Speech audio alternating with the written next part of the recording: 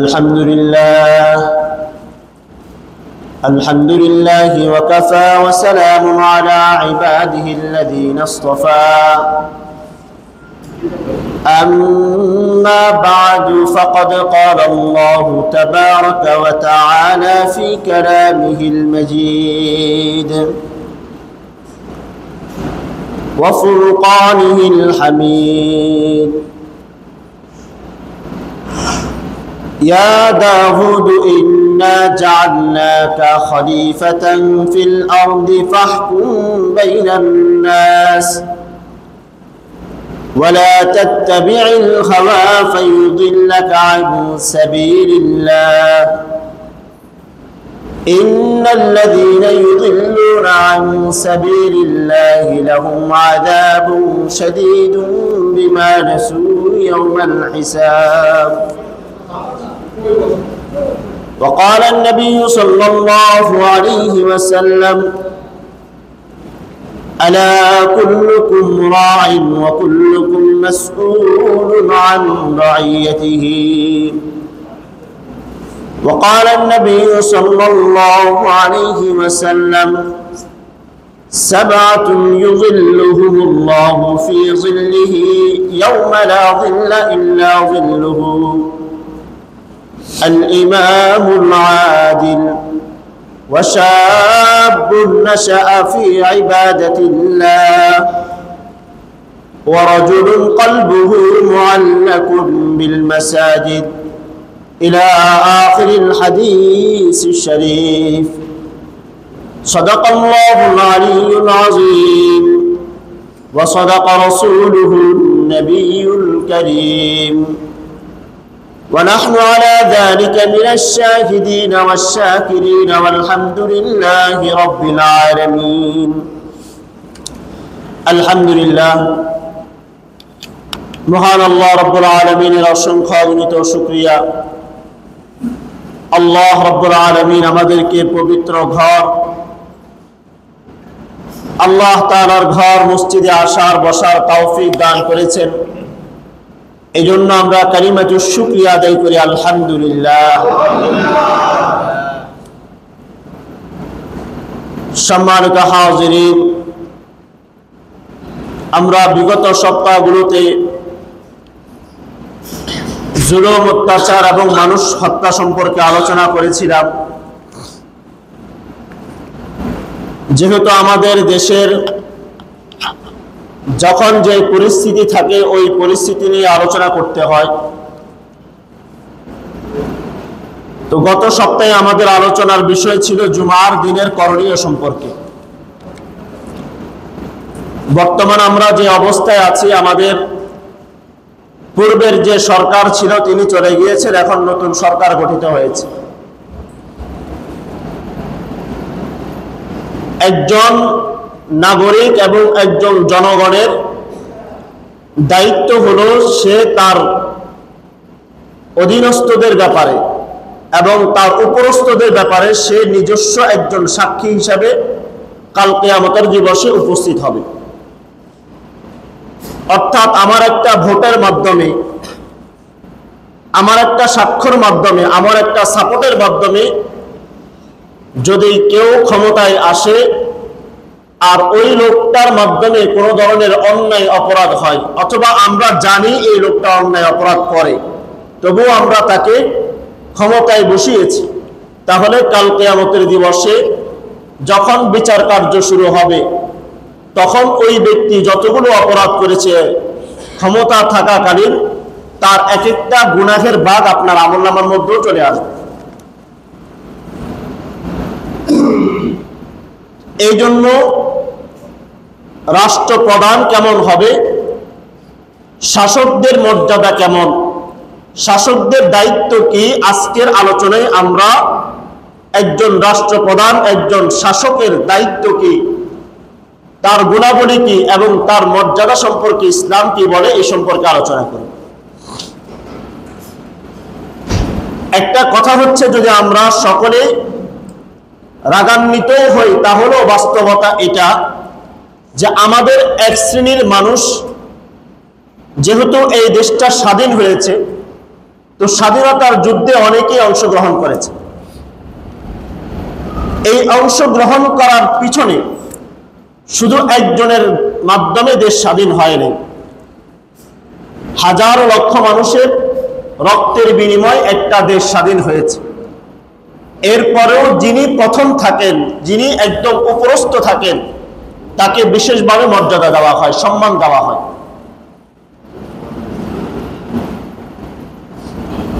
কিন্তু দেশটা স্বাধীনের পিছনে প্রত্যেকটা নাগরিক, প্রত্যেকটা জনগণের মনসম্মত থাকে, শারীরিকভাবে তারা অংশগ্রহণ করে থাকে। সেই দৃষ্টিকোণ থেকে আমাদের দেশের প্রথম সারি থেকে আজ পর্যন্ত দুই দলের নির্বাচন বেশিরভাগ চলে আসছে।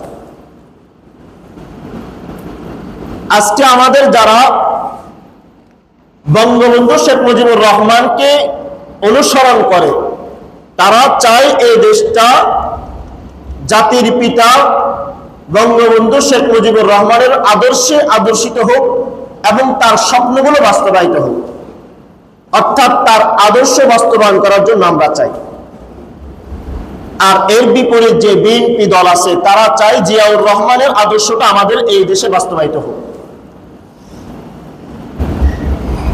যারা বিভিন্ন পীরের মুরিদ, তারা চায় তাদের বড় পীরের যে আদর্শ, এই দেশটা ওই আদর্শে আদর্শিত হোক। পক্ষান্তরে যদি আমরা ব্যক্তির আদর্শ বাস্তবায়ন না করে সমাজের মধ্যে ইসলাম এবং ইনসাফ আদর্শ বাস্তবায়ন করার চেষ্টা করতাম, তাহলে এই দেশের মধ্যে জুলুমও হতো না, অত্যাচারও হতো না, আর বৈষম্য তৈরি হতো না। ব্যক্তির আদর্শ বাস্তবায়ন করার জন্য, ওই ব্যক্তিকে উন্নয়ন করার জন্য আজকে আমরা ব্যক্তি পূজা শুরু করে দিয়েছি। পূজা শুধু হিন্দুরা করে না, ব্যক্তির ছবি ছবি আমাদের ঘরে ঘরে লটকিয়ে আমরা তাদের পূজা করতেছি এবং 24 ঘন্টা স্রষ্টার নামের চাইতে ব্যক্তির নাম বেশি বলতেছি। এই জন্য একটা রাষ্ট্র, একটা দেশ চলে ব্যক্তির অনুসরণে নয়, বরং ইসলাম যেভাবে বলে। সংখ্যা গরিষ্ঠ যেহেতু এই দেশটা ইসলামী রাষ্ট্র, এই জন্য আমাদের প্রত্যেকের উদ্দেশ্য থাকতে হবে আমাদের দেশটা নবীর আদর্শে আদর্শবান হয়ে, জনগণগুলো নবীর আদর্শে আদর্শবান হয়ে রাষ্ট্র পরিচালনা করবে, তাহলে দেশের মধ্যে শান্তি আসবে, তাহলে দেশের মানুষ আনন্দ পাবে, মানুষ সুখ শান্তি পাবে। এই জন্য আমরা যখন রাষ্ট্রপ্রধান নির্বাচন করব, আমার এলাকার একজন এমপি, মন্ত্রী, একজন চেয়ারম্যান, মেম্বার আমরা নির্বাচন করব, অবশ্যই সেখানে আমাকে একজন নাগরিক হিসাবে, ঈমানি দায়িত্ব হিসাবে আমাকে অবশ্যই আমানতদারিতা রক্ষা করতে হবে। বাহ্যিক দৃষ্টিতে যদিও আমরা দেখি যে আমরা মানুষকে রাজত্বে, ক্ষমতায় বসাচ্ছি, আসলে ক্ষমতায় বসানোর একমাত্র মালিক হলো আল্লাহ তাআলা। কোরআনে কারীমের সূরা আলে ইমরানের 26 নম্বর আয়াতে আল্লাহ রাব্বুল আলামিন বলেন, কুলিল্লাহুম্মা মালিকাল মুলকি তুতিল মুলকা মান তাশা ওয়া তানজিউল মুলকা মিম্মান তাশা। আল্লাহ রাব্বুল আলামিন নবীজিকে বলেন, হে নবী আপনি বলে দেন, নবী আপনি বলে দেন, হে ক্ষমতাধর, ক্ষমতার মালিক আল্লাহ তাআলা, তুতিল মুলকা মান তাশা, আপনি যাকে পছন্দ করেন, যাকে চান তাকে রাজত্ব দান করেন। ওয়া তানজিউল মুলকা মিম্মান তাশা, আর আপনি যাকে চান তার থেকে এই ক্ষমতাগুলো ছিনিয়ে নেন। ওয়া তু'ইজ্জু মান তাশা ওয়া তুযিল্লু মান তাশা বিয়াদিকাল খায়র, এই রাজত্ব দেওয়ার মাধ্যমে কাউকে সম্মানিত করেন, আবার কাউকে লাঞ্ছিত করেন। বিয়াদিকাল খায়র, সমস্ত কল্যাণের মালিক একমাত্র আল্লাহ তাআলা। কোরআনে কারীমের এই আয়াতে আল্লাহ তাআলা স্পষ্ট বুঝিয়ে দিলেন যে ক্ষমতা এটা আমি যাকে পছন্দ করি তাকেও দিই, জালেমকেও দিই, বদ্দিন কাফেরদেরকেও দিই। খলিফাতুল মুসলিমিন হযরত ওমর রাদিয়াল্লাহু তাআলা আনহুকে অর্ধ জাহানের খেলাফত দেওয়া হয়েছিল।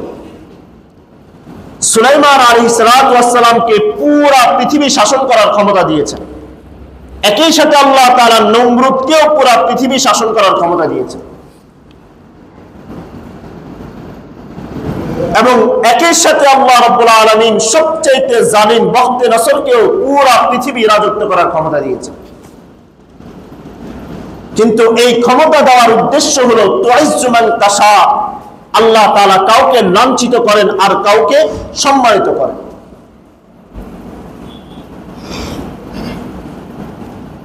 সমস্ত কিছু আল্লাহ তাআলার হাতে। এই জন্য রাষ্ট্রের দায়িত্ব নেওয়া, একটা সমাজের দায়িত্ব নেওয়া, একটা প্রতিষ্ঠানের দায়িত্ব নেওয়া, একটা মসজিদের দায়িত্ব নেওয়া, এটা একটা আমানত। এটা আল্লাহ রাব্বুল আলামিনের পক্ষ থেকে একটা আমানত। আল্লাহ রাসূল সাল্লাল্লাহু আলাইহি ওয়াসাল্লামের একজন সাহাবী হযরত আবু যার গিফারি রাদিয়াল্লাহু তাআলা আনহু তিনি বললেন, ইয়া রাসূলুল্লাহ আলা তাস্তামিলুনি, ইয়া রাসূলুল্লাহ আপনি আমাকে কোন দায়িত্বের জন্য নিয়োজিত করে দেন। আবু যার গিফারি বলেন, ফাদরাবা বিয়াদিহি আলা মানকাবি, আল্লাহ রাসূল আমার কাঁধের মধ্যে হাত দিয়ে বললেন, ইয়া আবু যার ইন্নাকা দাঈফ, হে আবু যার তুমি একটা দুর্বল মানুষ। ওয়া ইন্নাহা আমানাতুন, রাষ্ট্রের দায়িত্ব নেওয়া, কোন একটা প্রতিষ্ঠানের দায়িত্ব নেওয়া, এটা আল্লাহ তাআলার পক্ষ থেকে একটা আমানত। এটা এমন একটা আমানত, ওয়া ইন্নাহা ইয়াউমাল কিয়ামাতি খিজিয়ুন ওয়া নাদামাতুন, এই দায়িত্বের কারণে কিয়ামতের দিবসে আল্লাহ তাআলা তাকে লাঞ্ছিত করেন, অপদস্থ করেন। ইল্লা মান আখাযাহা বিহাক্কিহা ওয়া আদ্দাল্লাযী আলাইহি ফিহা, হ্যাঁ কিন্তু যে ব্যক্তি তার দায়িত্ব পালন করে, ওই দায়িত্ব আমানতের দায়িত্ব যে পালন করে তার জন্য কল্যাণ রয়েছে।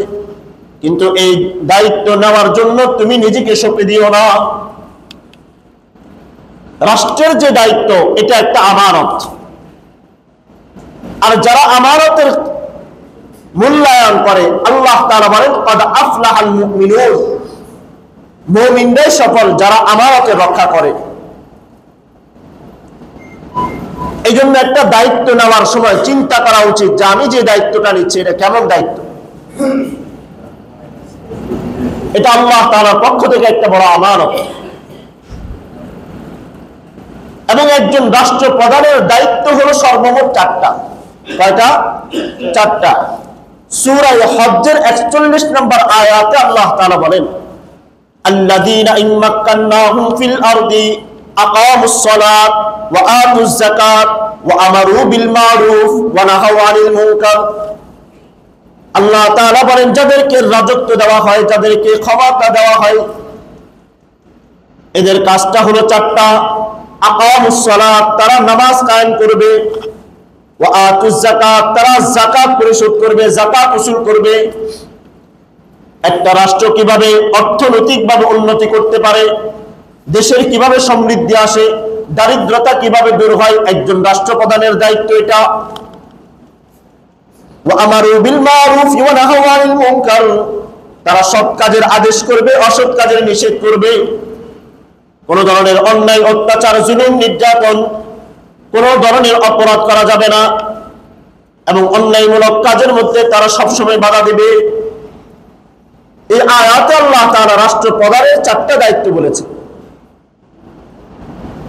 একটা হলো সে নামাজ আদায় করবে, দারিদ্রতা কিভাবে সমাজ থেকে দূর হবে, রাষ্ট্র থেকে কিভাবে দারিদ্রতা দূর হবে, অর্থনৈতিকভাবে একটা রাষ্ট্র কিভাবে উন্নতি লাভ করবে, ওই রাষ্ট্রপ্রধান সেটা নিয়ে চিন্তা করবে এবং সে সৎ কাজের আদেশ করবে, অসৎ কাজের নিষেধ করবে।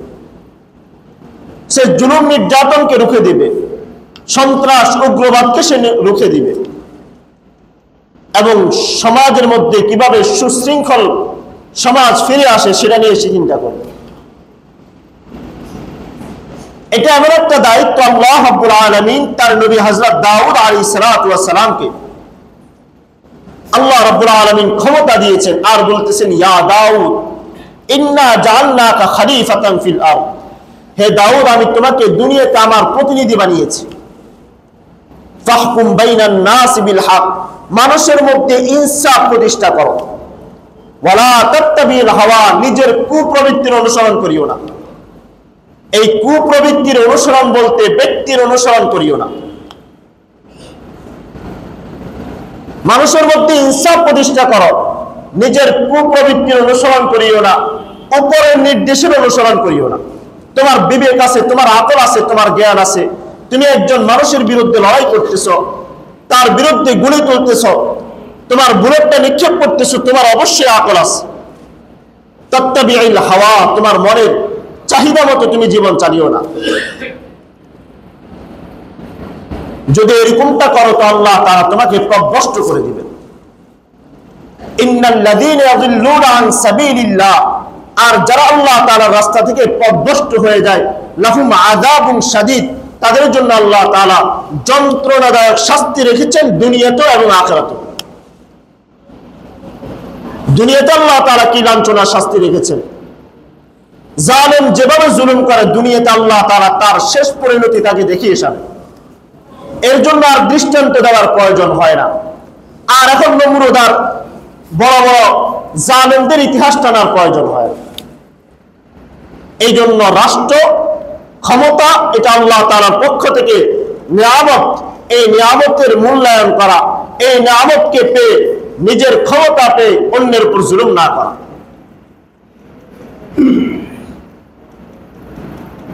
সম্মানিত হাজিরিন, একজন রাষ্ট্রপ্রধানের মর্যাদা সম্পর্কে আল্লাহ রাব্বুল আলামিন এবং তার রাসূল আহাদিসের মধ্যে অনেকগুলো মর্যাদা বলেছেন।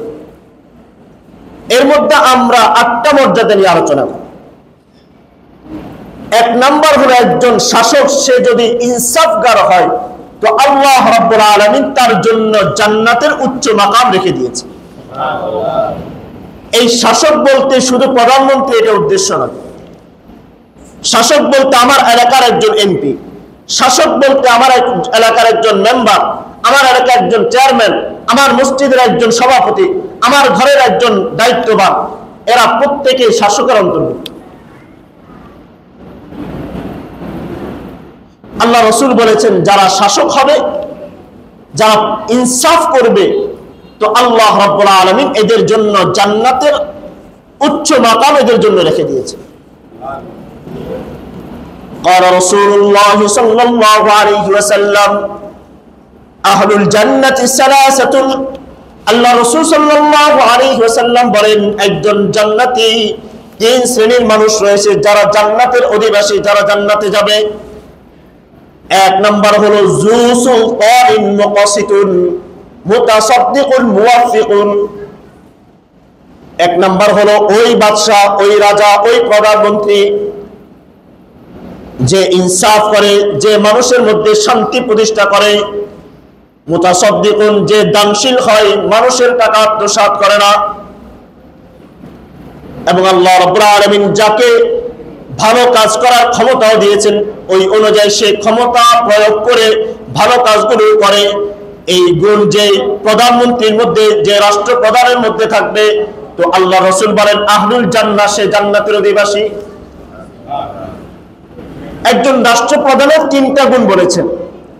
সে ইনসাফগার হয়, 2 নাম্বার সে দানশীল হয়, দেশের টাকা আত্মসাৎ করে না। ইতিপূর্বে আমি অনেকবার বলেছি যে আজকে আমরা যারা দেশের জন্য কথা বলি, আমরা এই সমাজের জন্য কথা বলি, এটা আমরা জানি যে কোনো সময় আমাদেরকে আঘাত করে এই দেশ থেকে জেলে বন্দী করে নিয়ে যাবে। তবুও কেন আমরা এই দেশের পক্ষে কথা বলি? কারণ এই দেশে আমরা থাকি, এখানে আমাদের অবস্থান, আমাদের বিদেশে কোনো বাড়ি নেই। যার কারণে আজকে আমরা দেখেছি যারা দেশে নিজের অবস্থান করেছে আজকে তারা বাহিরে যায় নাই, কিন্তু যারা দেশের টাকা আত্মসাৎ করে বিদেশে জমিয়েছে তারা বাহিরে চলে গেছে। এই জন্য আপনার সামনে নির্বাচন যখন করবেন, আপনি যখন সামনে ক্ষমতায় আসবেন, অবশ্যই আপনার চিন্তা করা উচিত যে আমার এই দেশ, এই দেশের জনগণের টাকা আমি বিদেশে জমাবো। আর রাসূল বলে দিয়েছেন মুতাসাদ্দিকুন, যে দানশীল, এরকম একজন রাষ্ট্রপ্রধান কাল কিয়ামতের দিবসে জান্নাতে যাবে। দ্বিতীয় নাম্বার ওয়ারাজুলুন রাহিমুন রাফিকুল কলবি লিকুল্লি জি কুরবা ওয়া মুসলিমিন, ওই পুরুষ যার ভিতরে মুসলমান এবং আত্মীয় স্বজনদের জন্য তার মায়া আছে, দরদ আছে, এরকম কোন ব্যক্তি যদি থাকে, আত্মীয়তার প্রতি রক্ষা করে, তার ভিতরে মায়া আদর সোহাগ থাকে, মুসলমানদের কষ্টে সে জর্জরিত হয়, এরকম মুসলমান কাল কিয়ামতের দিবসে জান্নাতের অধিবাসী হবে। তৃতীয় নাম্বার রাসূল সাল্লাল্লাহু আলাইহি ওয়াসাল্লাম হাদিসের মধ্যে বলেন ওয়া রাজুলুন আফিফুন মুতাআফফিফুন লিকুল্লি জি আয়ালিন, ওই পুরুষ যে সৎকর্মশীল, পরিবারে অনেক সদস্য আছে, অনেক কষ্ট আছে, কিন্তু কোনোদিন মানুষের কাছে হাত পাতে না, ভিক্ষা করে না, এই তিন শ্রেণীর মানুষ কাল কিয়ামতের দিবসে জান্নাতের অধিবাসী হবে। আল্লাহ রাসূল সাল্লাল্লাহু আলাইহি ওয়াসাল্লাম একজন শাসকের দ্বিতীয় নাম্বার মর্যাদা বলেন যে শাসক যদি ক্ষমতা পায়, সে যদি মুসলমানদের উন্নতির জন্য, মুসলমানদের খিদমতের উদ্দেশ্যে মানুষের মধ্যে শান্তি প্রতিষ্ঠা করে, তো আল্লাহ তাআলা তার জন্য জান্নাত রেখে দিয়েছে। قال رسول الله صلى الله عليه وسلم من قضى المسلمين حتى ينامه ثم غلب عدله جوره فله الجنة। আল্লাহ রাসূল সাল্লাল্লাহু আলাইহি ওয়াসাল্লাম বলেন, ওই বাদশা, ওই শাসক, ওই বিচারক, যে ব্যক্তি মুসলমানদের খিদমতের উদ্দেশ্যে এই দায়িত্বটা গ্রহণ করে, ওই দায়িত্ব গ্রহণ করার পর তার জুলুম করার সুযোগ রয়েছে কিন্তু সে জুলুম করে নাই, আল্লাহ রাসূল বলেন ফালাহুল জান্নাত, তার জন্য জান্নাত রেখেছে। ওয়া মান গালাবা জাওরুহু আদনাহু, আর ওই শাসক যে ব্যক্তি তার ইনসাফ করার মতো ক্ষমতাও ছিল, পাওয়ারও ছিল, শক্তিও ছিল, এরপরও সে মানুষের উপর জুলুম করেছে, ফালাহুন নার, আল্লাহ রাসূল বলেন ওই ব্যক্তির জন্য আল্লাহ তাআলা জাহান্নাম লিখে দিয়েছেন। ইনসাফ করার সুযোগ রয়েছে, মানুষের উপর অত্যাচার করে নাই, এরকম ভালো শাসক দায়িত্ব নিয়েছেন, রাষ্ট্রের দায়িত্ব নিয়েছেন একমাত্র আল্লাহ তাআলা সন্তুষ্টির জন্য, আল্লাহ রাসূল বলেন ফালাহুল জান্নাহ, আল্লাহ তাআলা তার জন্য জান্নাত রেখে দিয়েছে। তৃতীয় নাম্বার, একজন রাষ্ট্রপ্রধান শাসক যদি ইনসাফ হওয়ালা হয়, যদি মানুষের মধ্যে শান্তি প্রতিষ্ঠাকারী হয়, তো এই শাসক যদি জনগণের জন্য দোয়া করে, কোন মানুষের জন্য দোয়া করে, আল্লাহ রাব্বুল আলামিন সাথে সাথে তার দোয়া কবুল করে। শাসকের দোয়া আল্লাহ তাআলা কোনোদিন ফিরাই দেন না। قال رسول الله صلى الله عليه وسلم ثلاثة لا ترد دعوتهن, আল্লাহ রাসূল বলেন তিন শ্রেণীর মানুষের দোয়া কোনোদিন ফিরিয়ে দেওয়া হয় না। এক নাম্বার হলো as-সাইমু হাত্তা ইফতির, রোজাদার ব্যক্তি যখন ইফতার করার পূর্ব মুহূর্ত সময় আল্লাহ তাআলার কাছে দোয়া করে, আল্লাহ তাআলা সাথে সাথে ওই রোজাদারের দোয়া কবুল করে। দ্বিতীয় নাম্বার হলো ওয়াল ইমামুল আদিল, ইনসাফ ওয়ালা বাদশা, মানুষের মধ্যে ইনসাফ প্রতিষ্ঠা করেছে এমন বাদশা, এমন প্রধানমন্ত্রী, এমন যদি দায়িত্বশীল, আল্লাহ তাআলার কাছে দোয়া করে, আল্লাহ তাআলার সাথে সাথে তার দোয়া কবুল করে, তার দোয়াটা ফিরিয়ে দেন না। তৃতীয় নাম্বার হলো ওয়াল মাজলুম, মাজলুম ব্যক্তি যদি আল্লাহ তাআলার কাছে দোয়া করে, আল্লাহ তাআলার সাথে সাথে দোয়া কবুল করেন। রাসূল সাল্লাল্লাহু আলাইহি ওয়াসাল্লাম বলেন ইয়ারফাউল্লাহু ফাওকাল গামাম, ওই মাজলুম ব্যক্তি যখন আল্লাহ তাআলার কাছে দোয়া করে, আল্লাহ তাআলার কাছে কোন জালিমের বিরুদ্ধে অভিযোগ করে, আল্লাহ তাআলা তার ওই দোয়াটাকে আসমানের উপরে মেঘের ভিতরে নিয়ে যায়। সুম্মা ইফতাহু লাহা আবওয়াবাস সামা, এরপর আল্লাহ তাআলা আসমানের সমস্ত দরওয়াজাগুলো খুলে দেন। এরপর আল্লাহ তাআলা বলেন ওয়া ইজ্জতি, আমার ইজ্জতের কসম, আমার সম্মানের কসম, লা আনসুরান্নাকা ওয়ালাউ বাদা হিন, ওই জালিমকে, ওই মাজলুমকে আমি অবশ্যই অবশ্যই শাসন করব, অবশ্যই আমি ওই মাজলুমকে সাহায্য করব। এই হাদিসের মধ্যে আল্লাহ রাসূল বলেন ওয়ালাউ বাদা হিন, জালিম জুলুম করেছে 2 বছর আগে, 5 বছর আগে, 10 বছর আগে, আল্লাহ রাসূল বলেন আল্লাহ তাআলা অবশ্যই নিজের ইজ্জতের কসম করে বলতেছেন, ওয়াল্লাহ, অবশ্যই আল্লাহ তাআলা বলতেছেন আমার ইজ্জতের কসম, আমি ওই মাজলুম ব্যক্তিকে অবশ্যই সাহায্য করব, ওয়ালাউ কানা বাদা হিন, যদিও কিছু সময় বিলম্ব হয়ে যায়। কি কঠিন কথা বলেছেন, যে আমি অবশ্যই আল্লাহর কসম, আমি অবশ্যই, আল্লাহ তাআলা নিজের ইজ্জতের কসম করে বলতেছেন, আমি অবশ্যই ওই ব্যক্তিকে সাহায্য করব, যদিও কিছু সময় বিলম্ব হচ্ছে। মাজলুমদের আত্মনাদ কোনদিন আল্লাহ তাআলা এটা বিফলে দেন না।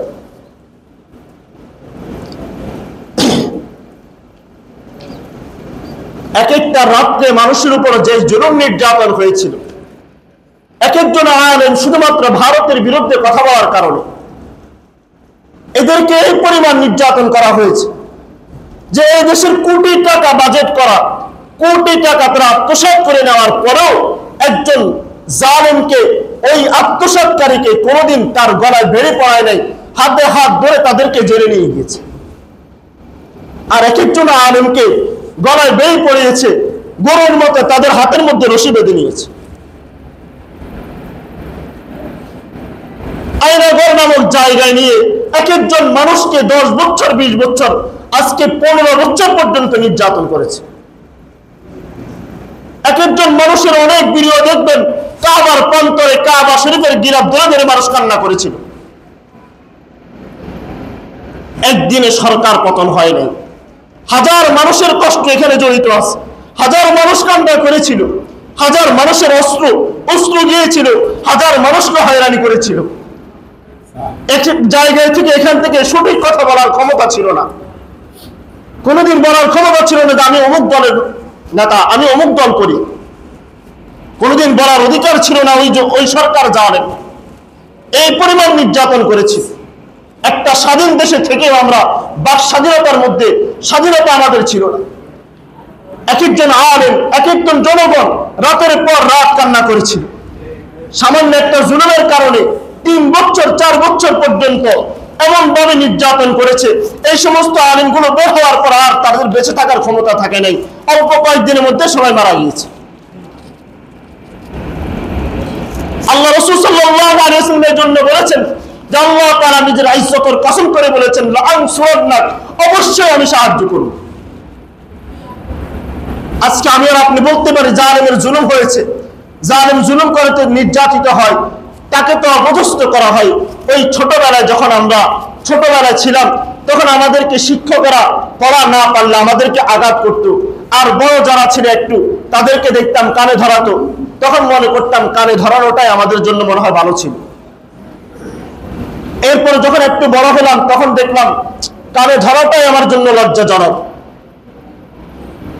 এই জন্য আর বেশি কিছু বলতে হয় না, জুলুমের নির্যাতন, জুলুম যারা করেছে আল্লাহ তাআলা অবশ্যই জালিমের পতন দেখিয়ে দিয়েছে।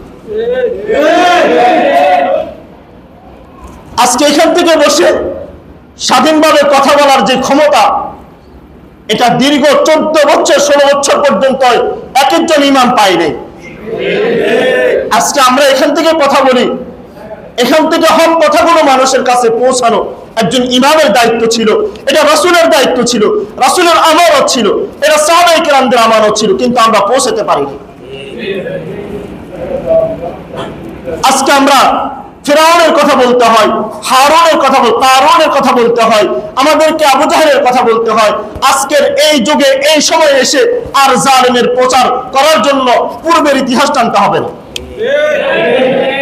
এই জন্য জালেমের দোয়া, জুলুম করার পরে আল্লাহ তাআলা জালেমকে অধঃপতন দেখিয়ে দেয় দুনিয়াতেও এবং আখিরাতেও, আর মাজলুমের দোয়া আল্লাহ তাআলা অবশ্যই কবুল করেন।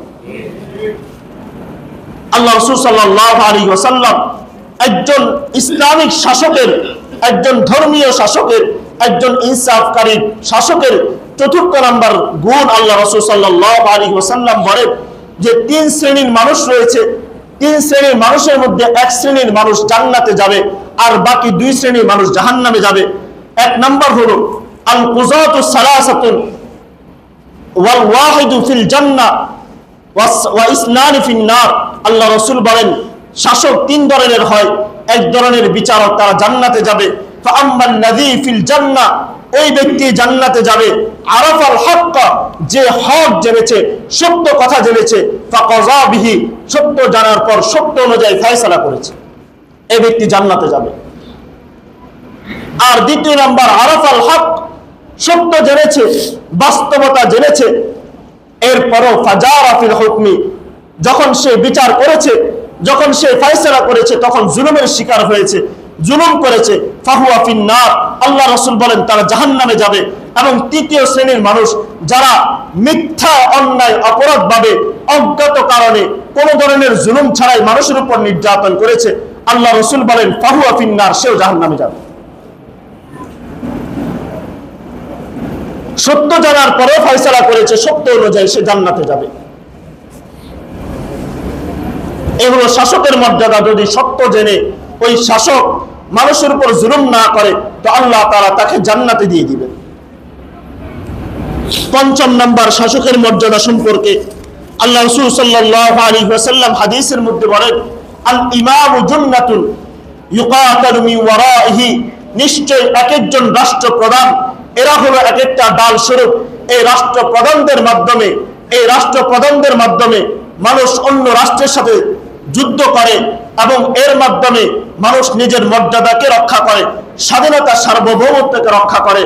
আল্লাহ রাসূল সাল্লাল্লাহু আলাইহি ওয়াসাল্লাম বলেন, যে রাষ্ট্রপ্রধান, যে শাসকের মাধ্যমে মানুষ নিজের মর্যাদা, নিজের সম্ভ্রান্ত, নিজের আত্মমর্যাদা রক্ষা করে, ওই শাসক যদি মানুষকে ইনসাফের কথা বলে, মানুষকে তাকওয়ার কথা বলে, মানুষকে মারামারি না করার জন্য বলে, আল্লাহ রাসূল বলেন ওই শাসকও জান্নাতে যাবে।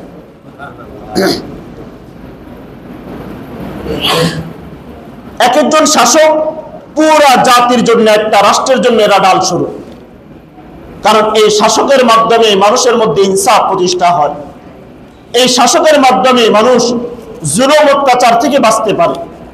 এই জন্য রাসূল বলেছেন, যদি শাসক ইনসাফ ওয়ালা হয়, শাসক যদি মানুষের মধ্যে ইনসাফ প্রতিষ্ঠা করে আর এই অনুযায়ী মানুষের মধ্যে ফয়সালা করে, তো আল্লাহ রাব্বুল আলামিন তার জন্য জান্নাতের উচ্চ মর্যাদা রেখে দিয়েছে।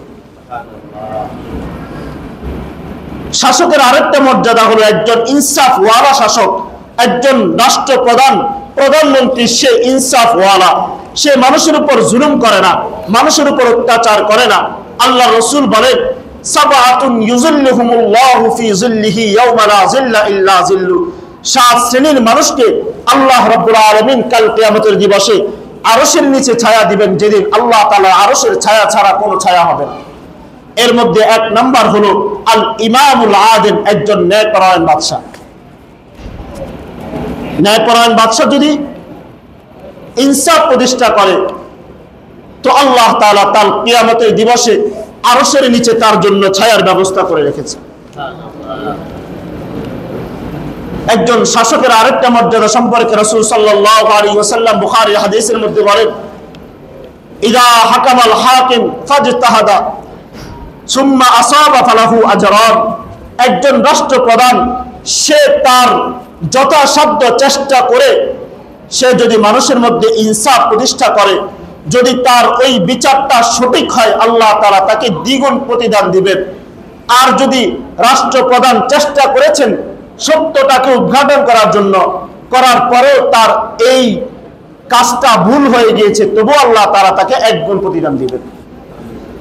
অর্থাৎ তার উদ্দেশ্য ছিল মানুষের উপর যাতে জুলুম না হয়, তিনি তার সর্বোত্তম চেষ্টা করে জুলুমকে রুখে দিয়ে শান্তি প্রতিষ্ঠা করার জন্য চেষ্টা করেছেন, তো আল্লাহ তাআলা তার জন্য উত্তম প্রতিদানের ব্যবস্থা রেখেছে।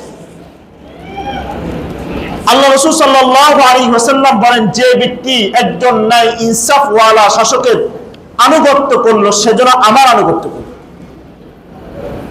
قال رسول الله صلى الله عليه وسلم من اطاعني فقد اطاع الله, আল্লাহ রাসূল বলেন, যে ব্যক্তি আমার ইতাআত করলো, আমার আনুগত্য করলো, সেজন্য আল্লাহ তাআলার আনুগত্য করলো। ومن عصاني فقد عصى الله, আর যে ব্যক্তি আল্লাহ তাআলার নাফরমানি করলো, আমার নাফরমানি করলো, সে যেন আল্লাহ তাআলার নাফরমানি করলো। ওমান আতা আমিরি, যে ব্যক্তি আমার আমিরের, আমার দেওয়া দায়িত্ব, আমার দেওয়া আমির, আমার দেওয়া শাসক, ওই শাসকের আনুগত্য করলো, ফাকাদ আতাআনি, সে যেন আমার আনুগত্য করলো। ওমান আসানি ওমান আসা আমিরি, যে আমার আমির, আমার প্রতিনিধির নাফরমানি করলো, সেজন্য আমার নাফরমানি করলো। বুখারী শরীফের আরেক হাদিসের মধ্যে আল্লাহ রাসূল সাল্লাল্লাহু আলাইহি ওয়াসাল্লাম বলেন, এক একজন শাসককে আল্লাহ রাব্বুল আলামিন কাল কিয়ামতের দিবসে এরকম উত্তম মর্যাদা দান করবেন যে আল্লাহ রাসূল হাদিসের মধ্যে বলেন যে শাসকরা এক একজন আল্লাহ রাব্বুল আলামিনের ডান পাশে, আল্লাহ তাআলার ডান পাশে অনেকগুলো মিম্বার থাকবে, অনেকগুলো আসন থাকবে, প্রত্যেকটা মিম্বারগুলো নূর দ্বারা আলোকিত থাকবে। এক একজন ইনসাফওয়ালা বাদশাহ, এক একজন ইনসাফ করেনওয়ালা প্রধানমন্ত্রী, এক একজন রাষ্ট্রপ্রধানদেরকে আল্লাহ তাআলার সাথে ডান পাশে এদেরকে বসাবেন। রাষ্ট্রপ্রধান যারা ইনসাফ প্রতিষ্ঠা করেছে, মানুষের উপর অত্যাচার করে নাই, আল্লাহ তাআলা কাল কিয়ামতের দিবসে তার ডান পাশে এদেরকে এক একটা আসন দিয়ে দিবেন। ওনারা এই আসনের মধ্যে বসে পিছনের দিকে এভাবে তাকিয়ে তাকিয়ে কথা বলবে। এই পরিমাণ মর্যাদা আল্লাহ তাআলা শাসকদেরকে দিবেন। এই জন্য এক একজন শাসকের মর্যাদা আল্লাহ তাআলার কাছে অনেক বেশি। প্রত্যেককে যে দায়িত্ব দেওয়া হয় ওই দায়িত্ব মানা, ওই দায়িত্ব পালন করা, এটা তার উপর ঈমানি দায়িত্ব। তিরমিজি শরীফের হাদিসের মধ্যে রাসূল সাল্লাল্লাহু আলাইহি ওয়াসাল্লাম বলেন, পিছনে যারা কথা বলছে আপনারা উপরে চলে যান।